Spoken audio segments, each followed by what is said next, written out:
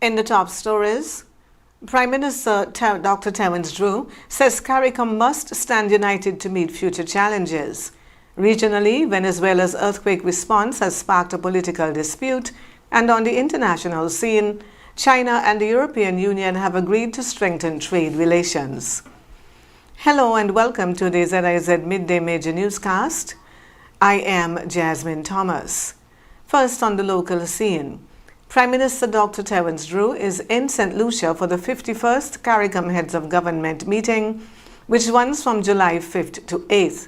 Speaking at the opening ceremony, Dr. Drew, the outgoing CARICOM chairman, said the past 6 months have shown that CARICOM can rise above the challenges it faces. There are moments in the life of every institution when its strength is measured not by the absence of challenges, but by the way it responds to them. I believe these past 6 months have been such a moment for our Caribbean community. Dr. Drew also emphasized the importance of a united CARICOM.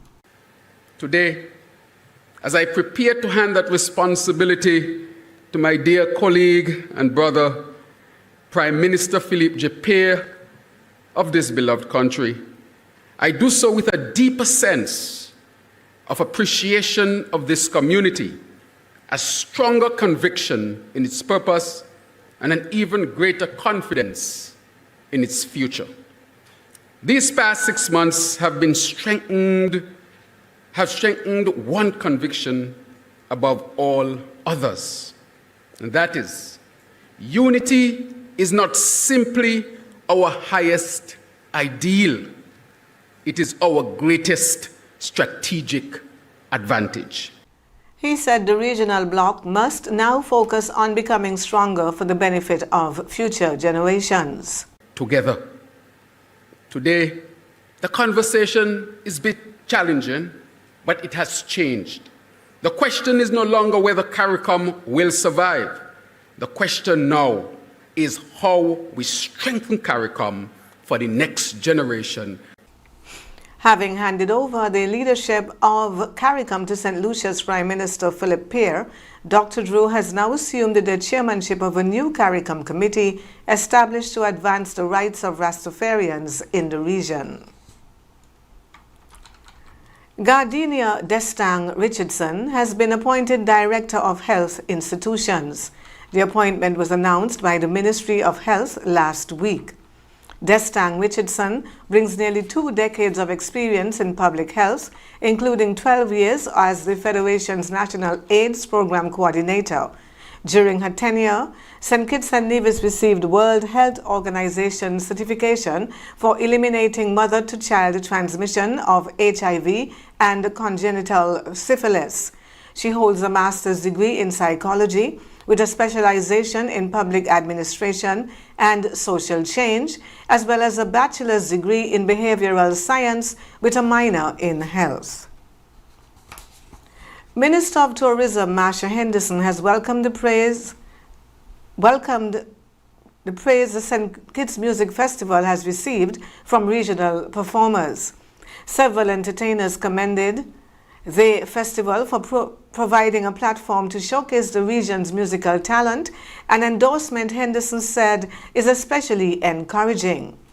We've heard that before. I think Marshall said it at the press conference that he actually had one of his major performances that launched him internationally at the St. Kitts Music Festival, and we have a reputation for that. And so I think we are mindful, of course, the music festival helps us to sell the destination, but it also helps us to sell our people, our culture, our music, and we are happy that this is a platform by which, whether it's local or regional artists can be exposed to the international stage. One of the things Minister Henderson also praised her team for their work in delivering this year's festival.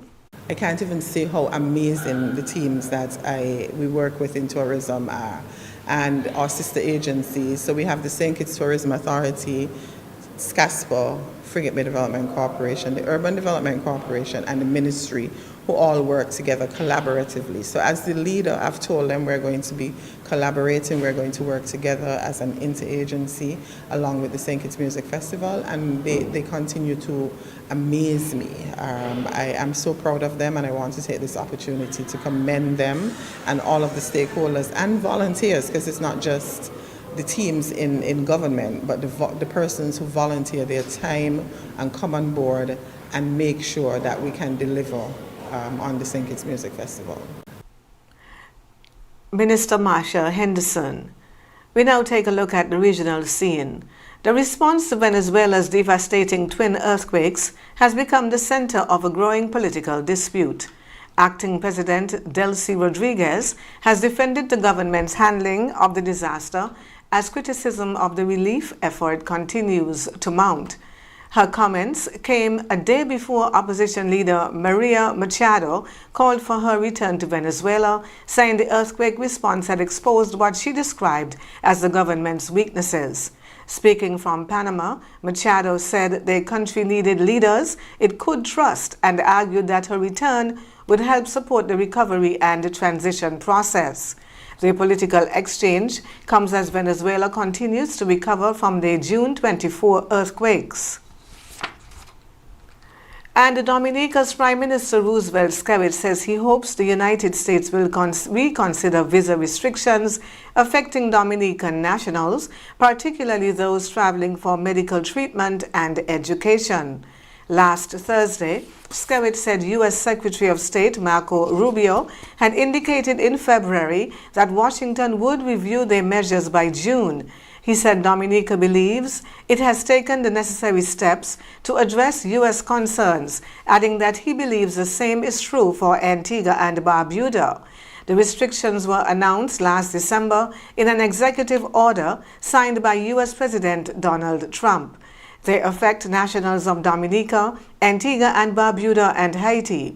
Washington said their measures were aimed at addressing national security and public safety concerns, including those linked to citizenship by investment programs that do not require residency. The executive order suspended entry to the United States for certain categories of visas, including tourist, business, student, and exchange visas.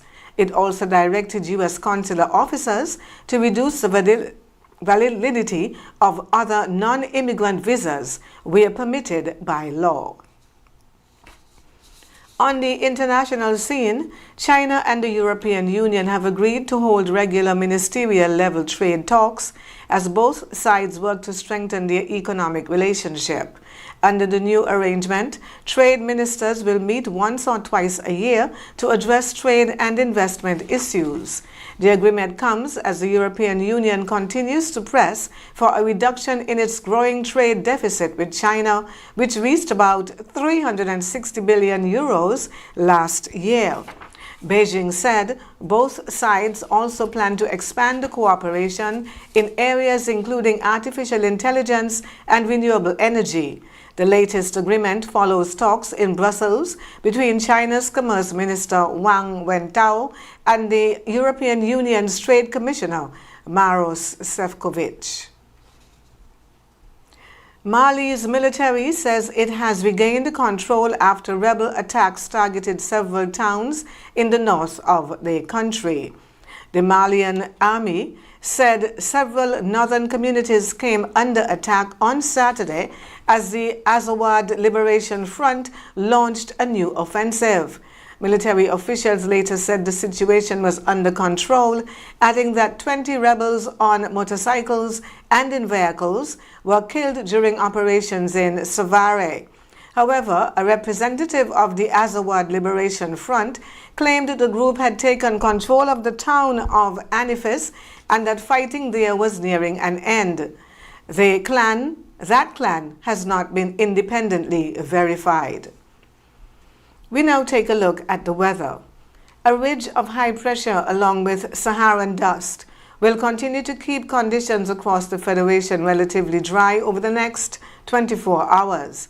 Today's high will reach 32 degrees Celsius or 90 degrees Fahrenheit, while the overnight low will be 25 degrees Celsius or 77 degrees Fahrenheit.